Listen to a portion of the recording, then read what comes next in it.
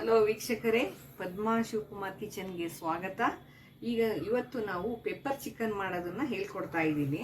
Pepper ಚಿಕನ್ಗೆ ಬೇಕಾಗಂತ ಸಾಮಾನುಗಳನ್ನ ಹೇಳ್ತೀನಿ ನೋಡಿ. 3/4 kg ಚಿಕನ್ ತೊಗೊಂಡಿದ್ದೀನಿ, ಮತ್ತು 1 ಟೊಮೊಟ, ಕೊತ್ತಂಬರಿ ಸೊಪ್ಪು, ಒಂದು ಸ್ವಲ್ಪ 2 ಈರುಳ್ಳಿ, ಸ್ವಲ್ಪ ಜಜ್ಜಿರಂಥ ಬೆಳ್ಳುಳ್ಳಿ, 5 ಮೆಣಸಿನಕಾಯಿ, ಒಂದು 5 ಸ್ಪೂನು ಎಣ್ಣೆ, ಒಂದು 2 ಸ್ಪೂನ್ ತುಪ್ಪ, ಮತ್ತು ಶುಂಠಿ ಬೆಳ್ಳುಳ್ಳಿ ಪೇಸ್ಟು, ಮತ್ತು ಹುರಿದು ಪುಡಿ ಮಾಡಿರುವಂಥ ಸೋಂಪು ಕಾಳು ಮತ್ತು ಮೆಣಸು, ಇದು 2 ಸ್ಪೂನು, ಮತ್ತು ಖಾರದ ಪುಡಿ. ನಿಮಗೆ ಖಾರ ಬೇಕು ಅಂತಂದರೆ ಸ್ವಲ್ಪ ಅದನ್ನು ಹಾಕೊಬೋದು.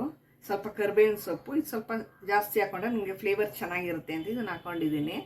ಮತ್ತು ಧನಿಯಾ ಪೌಡ್ರು 1 ಸ್ಪೂನು, ಮತ್ತು ಗರಂ ಮಸಾಲ 1/2 ಸ್ಪೂನ್, ಮತ್ತು ನಿಂಬೆಹಣ್ಣು.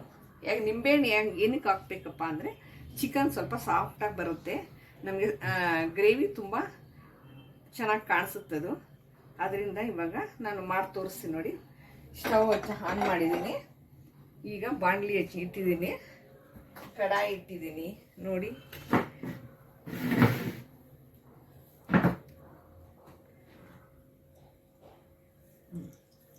ಒಂದು 3 ಸ್ಪೂನ್ ಅಷ್ಟು ಎಣ್ಣೆ, ಒಂದೇ 1 ಸ್ಪೂನು ತುಪ್ಪ ಹಾಕ್ಕೊಳ್ಳಿ ಸಾಕು.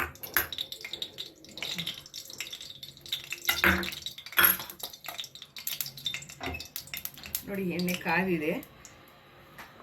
ಈಗ ಫಸ್ಟ್ ಈರುಳ್ಳಿ ಹಾಕ್ಕೊಬೇಕು.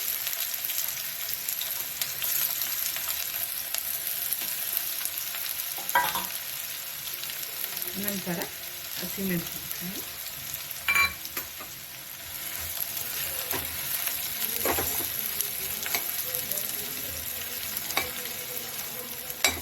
ಸ್ವಲ್ಪ ರೆಡ್ ಅಂದರೆ ಬ್ರೌನ್ ಕಲರ್, ಅದು ಸ್ವಲ್ಪ ಆಗೋ ತನಕ, ಬ್ರೌನ್ ಆಗೋ ತನಕ ಸ್ವಲ್ಪ ಫ್ರೈ ಮಾಡ್ಕೊಬೇಕು.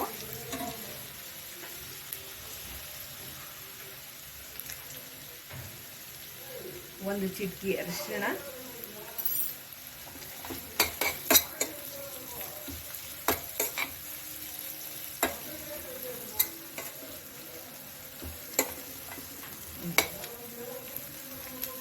ಮತ್ತು ಜಜ್ಜಿರೋ ಬೆಳ್ಳುಳ್ಳಿನ ಹೀಗೆ ಹಾಕಿದರೆ ಸ್ವಲ್ಪ ಫ್ಲೇವರ್ ಚೆನ್ನಾಗಿ ಬರುತ್ತೆ.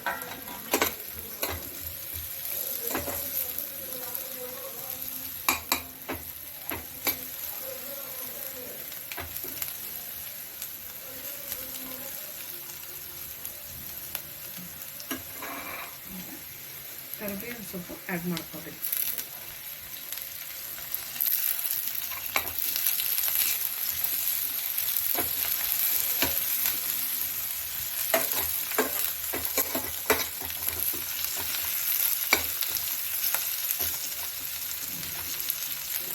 ಮತ್ತು ಶುಂಠಿ ಬೆಳ್ಳುಳ್ಳಿ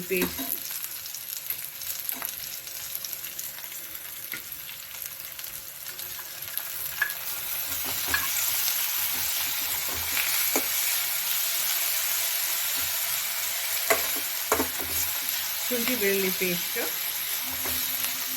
ನಂತರ ಚಿಕನ್ ಹಾಕಿ